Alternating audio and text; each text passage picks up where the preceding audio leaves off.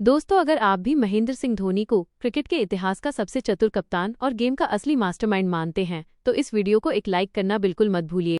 विशाखापत्तनम के एस बड़ी EAVDCA stadium में न्यूजीलैंड के खिलाफ चौथे T20 में टीम इंडिया की करारी हार और सीरीज में न्यूजीलैंड की वापसी की खबर ने कैप्टन कूल यानी महेंद्र सिंह धोनी को भीतर तक झोर कर रख दिया है। धोनी का गुस्सा आज 7वें आसमान पर है और उन्होंने हार के बाद लाइव आकर ऐसी क्लास लगाई है कि पूरी टीम इंडिया में सन्नाटा पसर गया है। धोनी ने इस शर्मनाक हार के साथ ऐसे कड़वे और बड़े कारण गिनाए हैं जिन्हें सुनकर चयनकर्ताओं से लेकर कप्तान तक सबके होश उड़ गए हैं। आखिर धोनी ने इस हार का असली विलेन किसे माना है? चलिए आपको दिखाते हैं धोनी के उस सनसनीखेज बयान का पूरा वीडियो। विशाखापत्तनम का ये खूबसूरत मैदान आज भारतीय फैंस के लिए किसी डरावने सपने जैसा साबित हुआ। न्यूजीलैंड ने पहले बल्लेबाजी करते हुए 215 रनों का विशाल स्कोर खड़ा किया, जहां डेवॉन कॉन्व और टीम सीफर्ट ने भारतीय गेंदबाजों की बेरहमी से धुनाई की। जब भारत इस लक्ष्य का पीछा करने उतरा तो पूरी टीम ताश के पत्तों की तरह ढह गई और महज 60 रनों पर 3 विकेट खोकर संघर्ष करने लगी। इस हार के बाद महेंद्र सिंह धोनी ने इस मुकाबले का गहरा पोस्टमार्टम किया है। महेंद्र सिंह धोनी ने मैच के बाद लाइव ब्रॉडकास्ट पर अपने चिर परिचित मगर इस बार बेहद तल्ख और गंभीर अंदाज में चर्चा की शुरुआत करते हुए कहा, देखिए, हारना और जीतना तो खेल का एक हिस्सा है, लेकिन जिस तरह से आज विशाखापत्तनम के मैदान पर हम हारे हैं वो हार के अंतर से कहीं ज्यादा हमारी क्रिकेटिंग मानसिकता और हमारी रणनीतिक सूझबूझ पर एक बड़ा सवालिया निशान खड़ा करता है। एक पेशेवर टीम के तौर पर आप इस तरह बिना लड़े घुटने नहीं टेक सकते। मेरी पारखी नज़र में इस अपमानजनक हार के साथ सबसे बड़े और कड़वे कारण रहे हैं जिनका विश्लेषण करना अब बहुत जरूरी हो गया है। धोनी ने अपनी तीखी आलोचना का सबसे पहला और सबसे घातक प्रहार युवा सलामी बल्लेबाज अभिषेक शर्मा पर किया। उन्होंने बिना किसी लाग लपेट के सीधे शब्दों में कहा, आज की इस शर्मनाक हार की नींव मैच की पहली ही गेंद पर रख दी गई थी। अभिषेक शर्मा का गोल्डन डक पर आउट होकर पवेलियन लौटना टीम के लिए न केवल एक झटका था बल्कि इसने पूरी बैटिंग लाइनअप के आत्मविश्वास को हिलाकर रख दिया। आपको ये समझना होगा कि जब आप 216 रनों जैसे पहाड़ जैसे विशाल लक्ष्य का पीछा कर रहे हों तो एक ओपनर के तौर पर आपकी जिम्मेदारी टीम को एक ठोस, संतुलित और मजबूत शुरुआत देने की होती है ताकि आने वाले बल्लेबाजों पर रन रेट का दबाव न बढ़े। धोनी ने अभिषेक के शॉट सिलेक्शन पर कड़ा ऐतराज जताते हुए आगे कहा, अभिषेक ने बिना पिच की उछाल को समझे और बिना परिस्थितियों को परखे मैच की पहली ही गेंद पर जिस तरह हवा में गैर जरूरी शॉट खेलने का प्रयास किया वो पूरी तरह से गैर जिम्मेदाराना और बचकाना फैसला था। मैट हेनरी जैसे अनुभवी स्विंग गेंदबाज को आप पहली गेंद पे इस तरह का गिफ्ट नहीं दे सकते।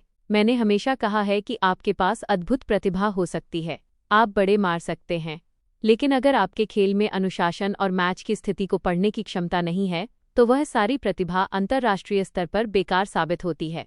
आज अभिषेक के उसे गलत शॉट ने न्यूजीलैंड को मैच में वो लय दे दी जिसका फायदा उन्होंने अंत तक उठाया।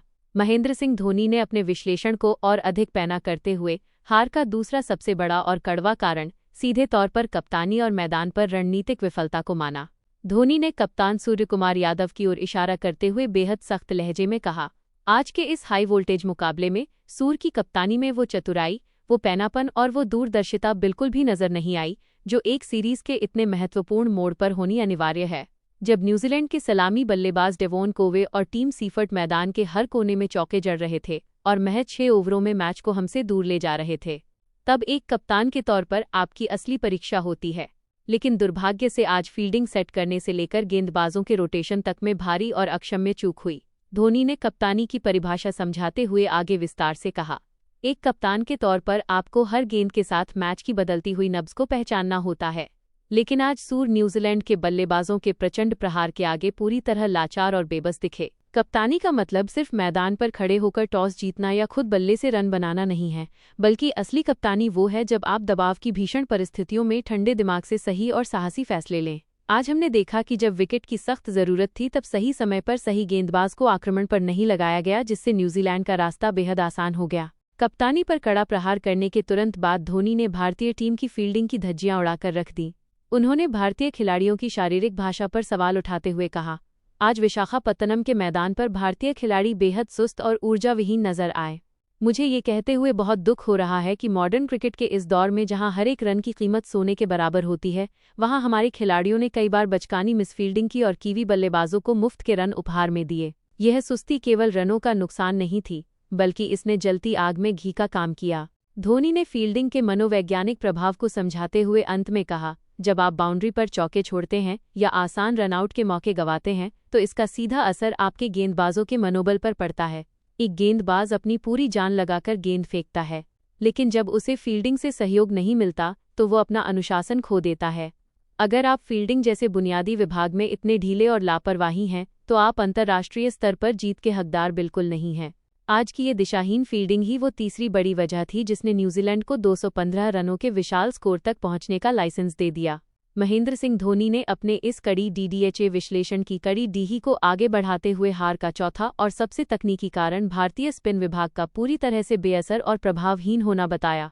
धोनी ने बहुत ही तल्ख अंदाज में स्पिनरों की क्लास लगाते हुए कहा, विशाखापत्तनम की ये पिच ऐतिहासिक रूप से स्पिनरों के लिए मददगार मानी जाती है, जहां गेंद रुक कर आती है और टर्न होती है।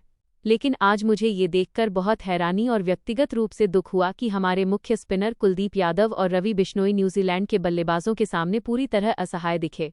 खासकर रवि बिश्नोई, जिन्होंने अपने 4 ओवर के कोटे में बिना किसी धार के 49 रन लुटा दिए।